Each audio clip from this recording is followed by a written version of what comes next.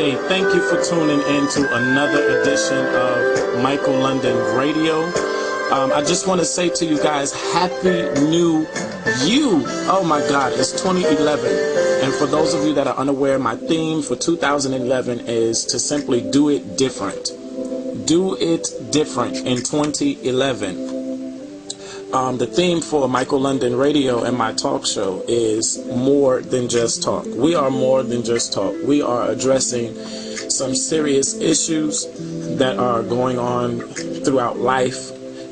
Some of the topics that we're addressing are actually stemming from emails and other personal things that my viewers or listeners are forwarding to me that I find worthy of conversation. And you know how I feel about that, you guys. You know, I say if the need is great, then the subject is worthy. So with that being said, this is a follow-up topic.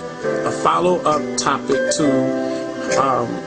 a post topic that I did already. And the topic that I'm addressing right now, excuse me, stems not out from the surrogate husbandry that we talked about with mothers and sons, but rather this one stems from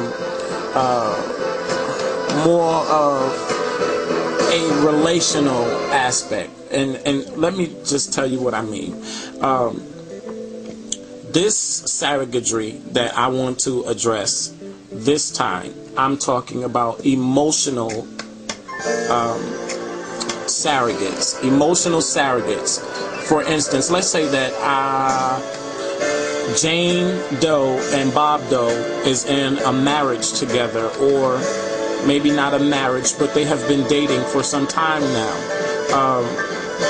And it gets to a period in the relationship where one of the parties are not feeling what they should feel intimately or emotionally, or in some cases sexually. Now, it doesn't mean that this person goes out and outright cheats on their spouse or the relationship that they're in, but they may do something else very close to it, and they may develop a friendship outside of their intimate relationship with their spouse or significant other, in terms where that person that they develop this friendship begins to fill in emotionally for the person where their mate is not doing. For some of you that may be a little confused behind what I just said, in essence, they develop this emotional relationship. In some cases, it is non-sexual. Most cases of this, because cheating is just what it is, cheating. But in some cases, people who find themselves to excuse me, not have it in them to cheat, so to speak,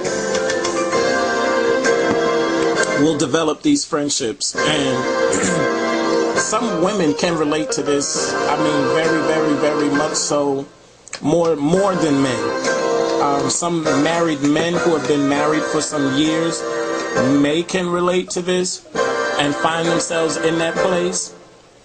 But mainly, I have, you know, not bashing women in no respect, but I have encountered more women struggling with this than I have men, where they're in a relationship and somehow they develop these friendships and bonds with people that begin to fill in an emotional void for them.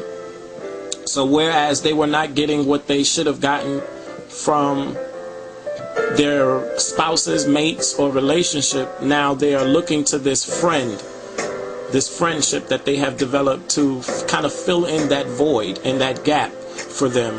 And I want to hear from you guys. What do you think? Have you ever brought yourself to a place where you're not going to go out and cheat on your mate, but you developed friendships that kind of filled that void and that lacking or that yearning for more? So my immediate response to that is that obviously there may be some clear communication issues, and I, for one, in relationships, I'm big on communication. That does not always mean that my vehicle or expression of communication is always received, but I am one that believes that in order for me to make it, I need to communicate. So whether if those things be positive or negative, I have to get that off of me. And I am so blunt in the sense that if I even felt an inkling where my eye was wandering, or where I felt like I'm not emotionally, not always physically, being entertained, and things are starting to lag or lack, or the zeal, because you go through that.